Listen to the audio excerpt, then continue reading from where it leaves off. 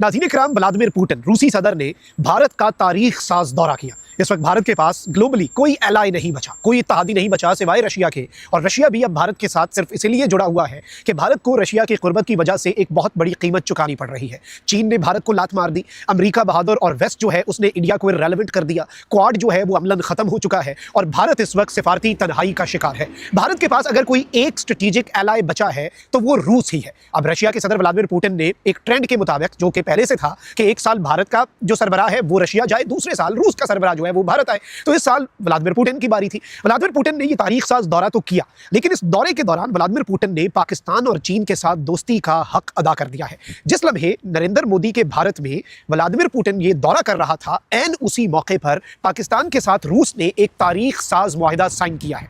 Russia ने ये strategic मुआहिदा जो पाकिस्तान के साथ साइन किया है, जिसकी डिटेल्स में आगे चल के आपके सामने रखूंगा। देखिए, ग्लोबल पॉलिटिक्स में, जियो पॉलिटिक्स में सिर्फ एक्शंस नहीं मैटर करते, बल्कि उन एक्शंस की जो टाइमिंग है ना, वो बहुत ज्यादा मैटर करती है, वो बहुत इंपॉर्टेंस की हामिल होती है। तो ये जो टाइमिंग है ये बड़ी इंपॉर्टेंट है। रशिया ने एक स्ट्रेटेजिक मैसेज दिया है और भारत के साथ जो हुआ है वो काबिल रहम और काबिल तरस है। वो कैसे, उस पर भी बात करते हैं, लेकिन अगर अभी तक आपने इस वीडियो को लाइक नहीं किया, लाइक जरूर कर दें, कमेंट सेक्शन में पाकिस्तान जिंदाबाद का नारा जरूर लगाएं, और जिन लोगों ने चैनल को सब्सक्राइब नहीं किया उनसे मेरी ये दरखास्त है कि चैनल को भी लाजमी सब्सक्राइब कर लें।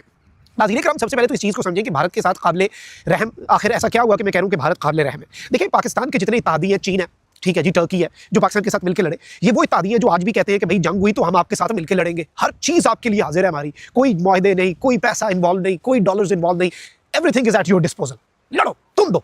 भारत के जो इत्तेहादी है वो कहते हैं भाई हम तो देखे न्यूट्रल हैं, हम सुलह कराते हैं। अब रशिया जो है नाज़रीन इकराम, रशिया के लिए इंडिया इंपॉर्टेंट होगा, बिल्कुल है, मैं इस चीज़ से इख्तलाफ नहीं करूंगा। और इंडिया का बहुत पुराना रशिया एलाई रहा है, पाकिस्तान के साथ सर्दमैरी रही जो कि अब खत्म हो चुकी है, और अब ताल्लुकात पाकिस्तान के साथ भी बड़े अच्छे हैं, बल्कि व्लादिमीर पुतिन को दौरा पाकिस्तान की दावत भी दी जा चुकी है। अब इंटरेस्टिंगली रशिया जो है उसके लिए इंडिया इंपॉर्टेंट है, लेकिन चाइना से ज़्यादा इंपॉर्टेंट तो नहीं है भाई। वेस्ट मुखालिफ जो ब्लॉक है जिसका रशिया एक इंपॉर्टेंट हिस्सा है, उसका लीडर कौन है, उस ब्लॉक का करता धरता कौन है? यूक्रेन जंग में आज तक रशिया किसकी वजह से टिका हुआ है? तो वो चीन है। अच्छा, अब चीन के इंटरेस्ट जो है, रशिया इस चीज़ को समझता है कि भारत उसके खिलाफ है, और चाइना के साथ जो पाकिस्तान की इक्वेशन है, इसकी वजह से रशिया पाकिस्तान के साथ तो मामला खराब कर नहीं सकता। अब यहाँ से कहानी का आगाज होता है। एक जानिब अमेरिकी सदर डोनाल्ड ट्रंप रशिया से तेल खरीदने की वजह से भारत की इकोनॉमी पे जो वार कर चुका है, जो टैरिफ्स हैं, जो डेड इकोनॉमी करार दे चुका है, वो अलग। फिर नैरेटिव की जंग के अंदर जो इनके ऊपर रोजाना की बुनियाद पे वार किए जाते हैं, वो अलग।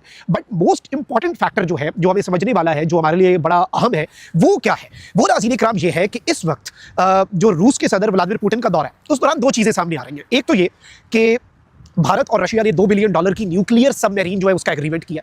अच्छा, अब इस हवाले से आपको लगता है कि भारत का चाइना से भी तो कल को फड्डा होना है ना अरुणाचल में, क्या रशिया की टेक्नोलॉजी चाइना के खिलाफ रशिया इस्तेमाल होने देगा? अमेरिका भी ऐसे ही करता है। अमेरिका बहुत से मुल्कों को जो हथियार देता है उसके साथ लिमिटेशन लगा देता है कि भाई ये वाला हथियार आप इस काम के लिए यूज़ कर सकते हैं, इस मुल्क के खिलाफ नहीं यूज़ कर सकते, ये नहीं कर सकते इसके साथ। Even with F-16 the US does it. अब जो इंटरेस्टिंगली चीज़ हो रही है वो ये है कि रशिया के हवाले से ये बात सामने आ रही है कि रशिया ने कहा है कि चाइना तो दूर की बात, आपने ये न्यूक्लियर सबमरीन जो है ये पाकिस्तान के खिलाफ भी इस्तेमाल नहीं करनी।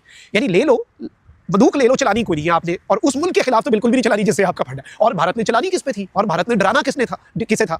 यानी भारत को एक शेर दिया गया है, उसके दांत निकाल के, उसके जो दांत है वो खत्म, वो काट नहीं सकता, उसकी जो ताकत है तो वो खूंखार नहीं रहा। तो न्यूक्लियर सबमरीन वाला तो मकूदर ही ठपी गया। अब आते हैं एयरक्राफ्ट पे। पाकिस्तान जो है वो J-35 हासिल करने जा रहा है 5th जनरेशन, और अगले साल के शुरू में मिल जाएंगे। J-35 गेम चेंजर है।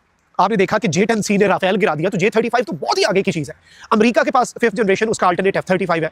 इंडिया वो खरीदता या नहीं खरीदता वो एक अलग बात है। देखिए, अमेरिका तो जूस निकालता है ना, अमेरिका डिफेंस डील करता है, अमेरिका पाकिस्तान को भी हथियार देगा। इंडिया आज भी अमेरिका के साथ डिफेंस डील साइन करे तो अमेरिका देगा उसे। जो अहम चीज़ है वो ये है कि F-35 कल को भाई इस्तेमाल करता है, फॉर एग्जाम्पल इंडिया ले लेता है, उससे पहले तो पाकिस्तान हासिल कर लेगा। वो कैसे? सऊदीया के साथ डील हो चुकी है। राफेल इंडिया के हाथ पहले लगे थे, कतर के साथ डिफेंस एक्सरसाइजेज में इंडियन मीडिया के मुताबिक पाकिस्तानी पायलट से पहले हाथ में उठा लिए थे। और वैसे भी F-35 जो है वो इंडिया को मिले, इसके चांसेस कम है। सो अब इंडिया क्या खरीद सकता है जी? इंडिया नाज़रीन इकराम खरीद सकता है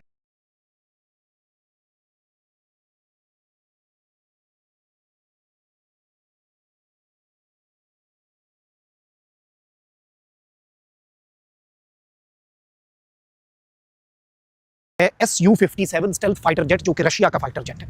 देखिए, रशियन टेक्नोलॉजी अच्छी होगी, लेकिन रशियन टेक्नोलॉजी वेस्ट का मुकाबला अभी तक नहीं कर सकती, ये एक रियलिटी है। और वेस्ट का मुकाबला नहीं कर सकती तो चाइना तो वेस्ट से भी ऊपर है। मतलब अगर हम रैंक करें तो J-35 चाइना का, अमेरिका का F-35 थोड़ा सा उससे ऊपर नीचे, और रशिया का Su-57 तो बहुत नीचे। तो रशिया से अगर इंडिया Su-57 हासिल भी कर लेता है तो रशिया को ये पता है कि भाई चाइनीज टेक्नोलॉजी के आगे तो रशियन टेक्नोलॉजी इज नथिंग।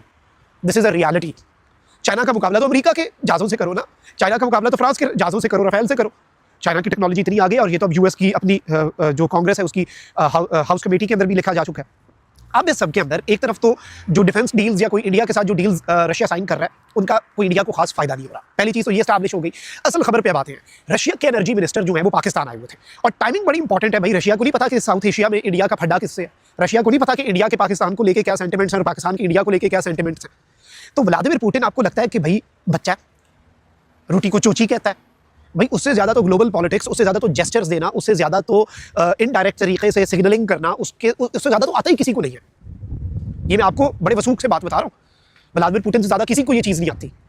अब व्लादिमीर पुतिन ने अपने एनर्जी मिनिस्टर को पाकिस्तान भेजा, एक मैसेज दे दिया इंडिया को भी कि भाई पाकिस्तान इज इक्वली इंपॉर्टेंट, और पाकिस्तान को भी मैसेज दे दिया कि भाई you are important to us. हमारा इंडिया के साथ एक इक्वेशन है, but that would never mean कि हम आपके खिलाफ कोई इंडिया के साथ हम खड़े होंगे।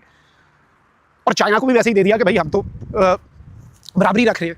ये वही रशिया है जो एससीओ के अंदर चाइना ने कहा पाकिस्तान शामिल होगा तो रशिया ने कहा इंडिया भी शामिल होगा, तो चाइना ने कहा इंडिया शामिल होगा तो पाकिस्तान नहीं। मतलब एससीओ के अंदर दो पावर हाउसेस थे, रशिया और चाइना, और एक ही दिन इन दोनों की वजह से इन दोनों ने कहा फिर एक ही दिन दोनों ज्वाइन करेंगे। इनकी वजह से एक ही दिन इंडिया और पाकिस्तान ने ज्वाइन किया एससीओ। ये ऐसे मुल्क हैं, मतलब रशिया इंडिया के लिए स्टैंड लेता था, अब वो रशिया जो है वो चला गया न्यूट्रलिटी की तरफ, और चाइना जो है वो खुल के पाकिस्तान के साथ खड़ा है। चाइना ने तो अरुणाचल वाले मामले के अंदर जो कर दिया है। इंटरेस्टिंगली पाकिस्तान के फॉरेन ऑफिस ने कहा है कि जो चाइना के फॉरेन ऑफिस ने अरुणाचल के वाले से स्टेटमेंट दिया कि ये सो कॉल्ड अरुणाचल है, ये दरहकीकत चाइना का हिस्सा है, यंग जो, तो पाकिस्तान के फॉरेन ऑफिस ने कहा हम इस चीज़ को रिएटरेट करते हैं और हम चाइना के मौक़िफ़ की तायद करते हैं, और ये चाइना की टेरिटरी है, चाइना हासिल करके रहेगा, ये इंडिया का इस पर कोई हक नहीं है। तो पाकिस्तान और चाइना की दोस्ती तो इस लेवल की है। तो इंडिया के साथ हुआ वही कि आपकी मेरी लड़ाई थी, आप 10 बंदे लेके आए, मैं भी 10 बंदे लेके आया, मेरे साथ वाले 10 बंदे जो है वो तो कहते हैं हम लड़ेंगे, आपके साथ वाले 10 बंदे कहते हैं आओ ना यार सुलह कराते हैं, हमने लड़ना लड़ना नहीं है। तो फिर आप तो सोचेंगे कि भाई आपके एलाइज हैं भी कि नहीं। यही वो काम हुआ है कि इंडिया रशिया पे अगर भरोसा करके बैठा था तो रशिया तो न्यूट्रल हो गया, पाकिस्तान का कोई एलाई न्यूट्रल नहीं हुआ। मेरा पिछला ब्लॉग देखिए, टर्की और पाकिस्तान ड्रोन फैसिलिटी लगाने लगे, पाकिस्तान के अंदर स्टेल्थ ड्रोन, कॉम्बैट ड्रोन का एक पूरी फैक्ट्री लगने लगी है। चाइना के साथ जो पाकिस्तान की कोऑपरेशन और कोलैबोरेशन है अनमैच्ड है। अब तो सऊदीया के साथ भी SMDA हो चुका है।